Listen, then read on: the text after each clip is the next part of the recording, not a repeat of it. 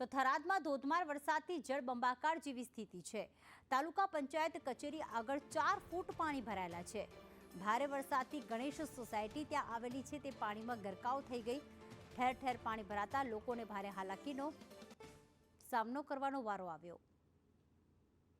જે દૂધ છે તે સહિતની જે ચીજ વસ્તુઓ છે તે માટે સ્થાનિકો અત્યારે મુશ્કેલીનો સામનો કરી રહ્યા છે।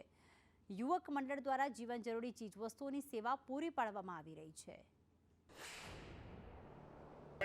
સતત વરસાદથી અમારી ગણેશ સોસાયટી મહાલક્ષ્મી સોસાયટી એકદમ પૂરી રીતે ઘરોમાં પાણી ઘૂસી ગયેલા છે। લોકો ઘરની બહાર નથી નીકળી શકતા। અમે સવારની વાત અમારા સોસાયટીના યુવકો દ્વારા જરૂરિયાતમંદોને દૂધ, ચા, પાણી, કોફી, નાસ્તો પહોંચાડી રહ્યા છીએ અને જેમને પણ ઘરમાં વધારે પાણી છે એમનો સામાન બીજો બધું બહાર લાવવાનો ટ્રાય કરીએ છીએ। કોઈ દેખવા મળે તંત્ર? હા, નગરપાલિકાના ચીફ ઓફિસર અત્યારે એનો સ્ટાફ રાજગઢમાં મથે છે, કામ ચાલુ છે। કેટલા ફૂટ પાણી જાય રસ્તા ઉપર?